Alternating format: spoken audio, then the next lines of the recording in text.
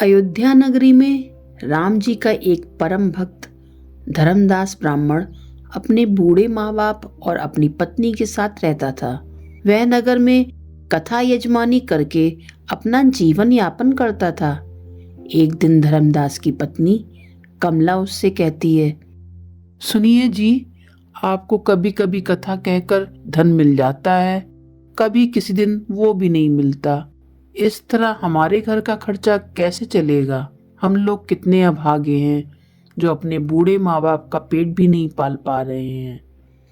अरे भाग्यवान, राम जी की भक्ति करने के बावजूद तुम ऐसी बात बोलती हो। वह सबका पालनहारा है, हम उसी के भरोसे हैं, वे हमारी जरूर सुनेंगे। इस तरह कई दिन बीत जाते हैं। धर्मदास राम जी की भक्ति में मग्न रहता है। जो भी रूखा सूखा खाने को मिलता है वह उसमें संतोष कर लेता है। एक दिन वह पास के गांव में कथा करने गया। लौटते समय रात हो गई थी। वह राम मंदिर के पास से गुजर रहा था कि अचानक उसे लगा कि कोई उसका नाम लेकर उसे पुकार रहा है। उसने तुरंत मुड़कर देखा तो उसे कोई नजर नहीं आया।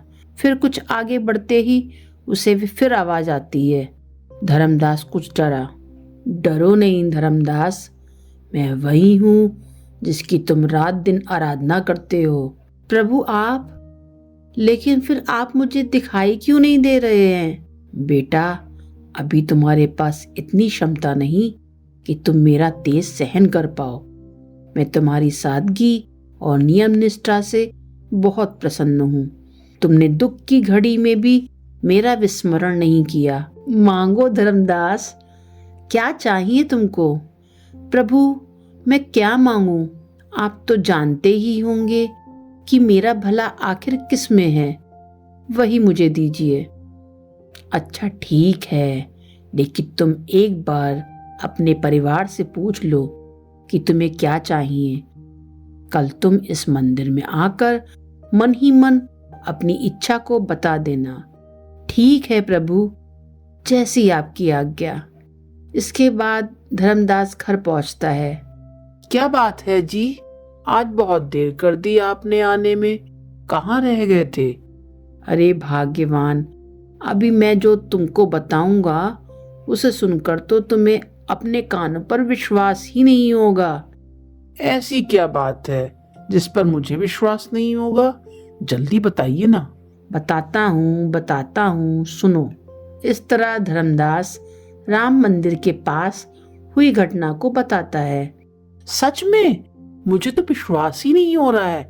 स्वयं प्रभु श्री राम जी ने आपसे बात की? हाँ, मेरे प्रभु, मेरे आराध्य ने मुझसे आज बात की। मेरी तो अब कोई इच्छा ही नहीं बची है। तुम्हारी क्या राय है इस बारे में? आप ठीक कह रहे हैं, लेकिन हम संसारी व्यक्ति हैं ना, घर चलाने के लिए कुछ ना कुछ तो चाहिए ही होता है। आप प्रभु से कहिएगा कि प्रभु आप हमें इतना ही दीजिए कि हमारे घर का भोजन पानी अच्छी तरह से चल सके। हाँ, ये बात तुम ठीक कह रही हो।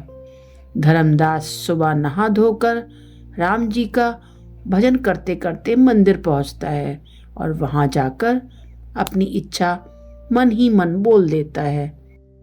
फिर इसके बाद अपने घर वापस आ जाता है।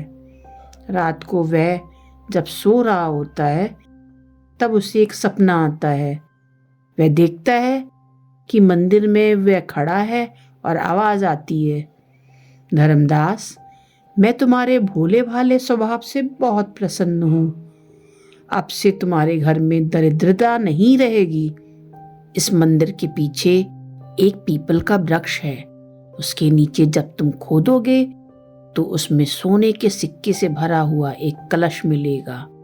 उसे तुम अपने साथ घर ले जाना। सुबह धर्मदास उठता है तो उसे रात का सपना याद रहता है। इसके बाद वह मंदिर के पीछे जाता है और पेड़ के नीचे खोदता है तो उसे वही सोने के सिक्के से भरा हुआ कलश मिल जाता है और वह उसे घर ले आता है। उस दिन के बाद से तो उसके घर में किसी भी वस्तु की कमी नहीं रहती है। उसके घर की चमक दमक देखकर दीनू पंडित सोचता है, रातों रात इस धर्मदास के घर पर पैसे के बादल फट गए क्या? इतने पैसे इसको कैसे मिल गए? इसके बाद वह धर्मदास से मिलता है। क्यों भाई धर्मदास, तुम्हारे घर के तो रंग ढंग ही बदल गए हैं। ये चमत्कार है या कुछ और? मेरे भाई, ये सब राम जी की कृपा है, और पूरी बात बता देता है। धर्मदास की बात सुनकर दीनू भी सोचता है, मैं भी राम जी की भक्ति करता हूँ, जरूर भगवान ने भी मेरे लिए धन रखा होगा। वह मंदिर के पीछे पहुंचकर पेड़ के नीचे खोदता है और सोचता है कि अब उसे भी गड़ा हुआ खजाना मिल जाएगा। लेकिन ये क्या, उसमें से सांप ही सांप निकलते हैं। दीनू डर के मारे वहां से भाग जाता है। फिर उसको अपनी कही हुई पुरानी बात याद आती है कि वह किस तरह धर्मदास की हंसी उड़ाता था। कब तक राम जी का भजन करते रहोगे? राम जी तुम्हारी कभी नहीं सुनने वाले। लेकिन आज उसे एहसास हुआ कि वह कितना गलत था।